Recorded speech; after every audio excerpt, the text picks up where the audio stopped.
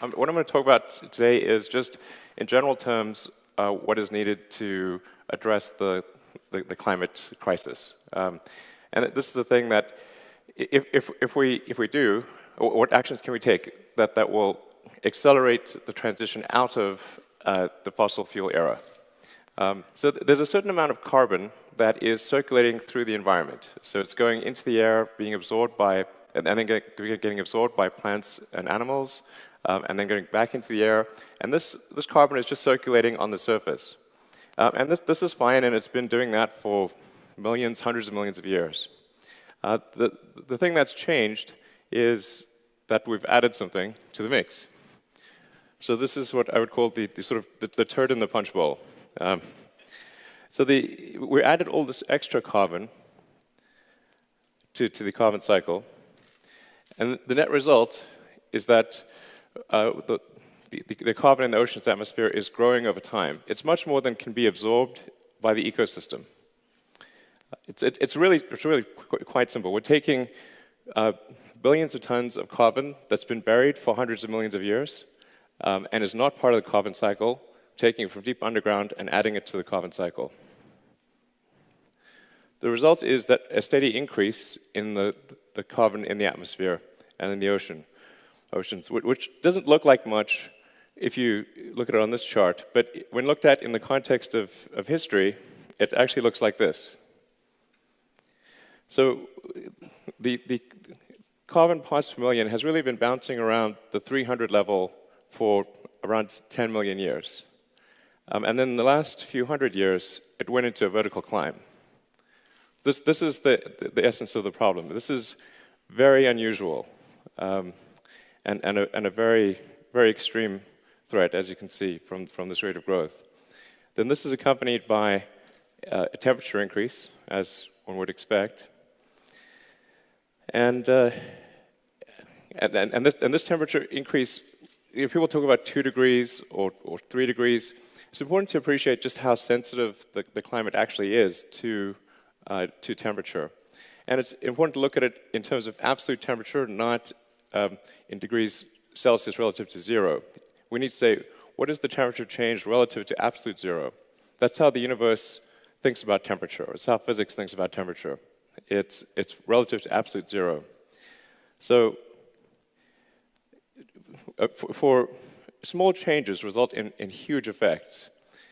So New York City under ice would be -5 degrees. New York City underwater would be +5 degrees. But looked at as a percentage relative to absolute 0, it's only a ±2% change. So the sensitivity of the climate is extremely high. We've amplified this sensitivity by building our cities right on the coastline, and most people live very close to the ocean. There are some countries, of course, that are very low-lying and would be completely underwater in a climate crisis. So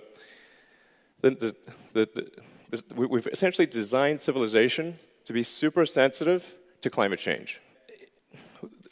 The important thing to appreciate is that we are going to exit the fossil fuels era. So it is inevitable that we will exit the fossil fuels era because at a certain point we will simply run out of carbon to mine and burn. So the question is really, when do we exit the era, not if. The goal is to exit the era as quickly as possible. That means we need to move from the old goal, with the pre-industrial goal, which was to move from chopping down forests and killing lots of whales. The old goal was to move from chopping wood and killing whales to fossil fuels, which actually, in that context, was a good thing. But the new goal is to move to a sustainable energy future. And we want to use things like hydro, solar, wind, geothermal. Nuclear is also a good option in places like France, which aren't subject to natural disasters. And we want to use energy sources that will be good for 1 billion years.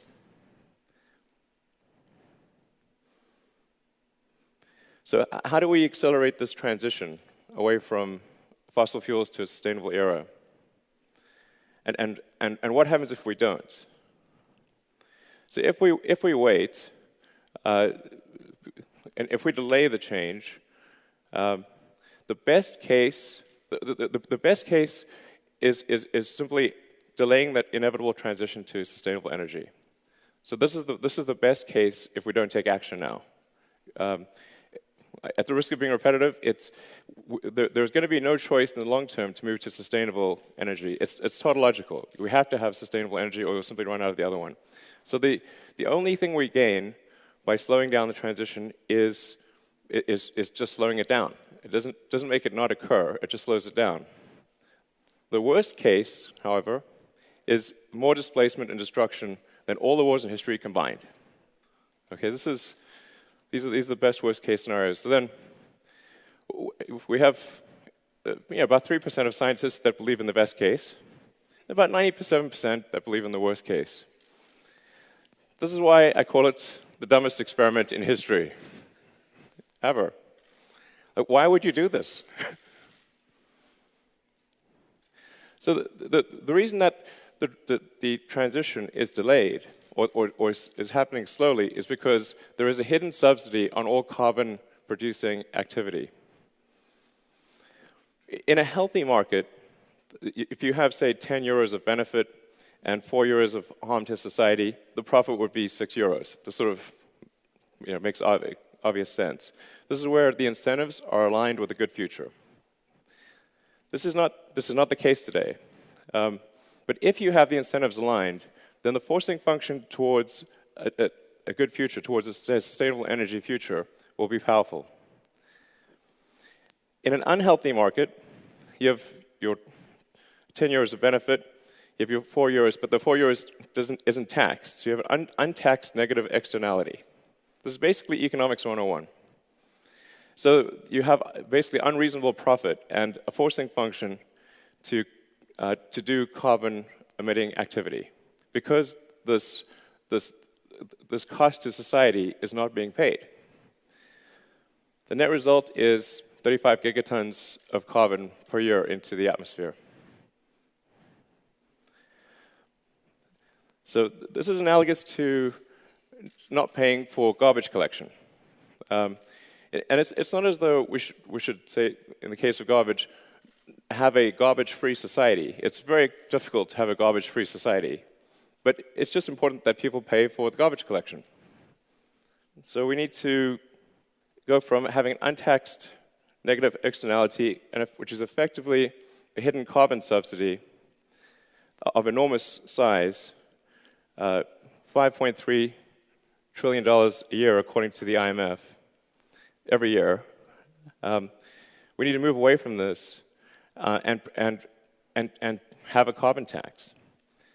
So, but this is being fought quite hard by the carbon producers, and they're using tactics that are very similar to what the cigarette industry or the tobacco industry used for many years. They would take the approach of even though the overwhelming scientific consensus was that smoking cigarettes was bad for you, they would find a few scientists that would disagree, and then they would say, look, scientists disagree.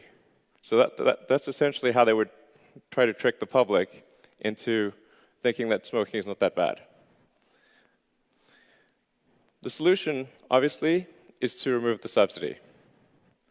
So that means we need to have a carbon tax, and to make it sort of something which is neither a left nor a right issue, we should make it probably a revenue-neutral carbon tax.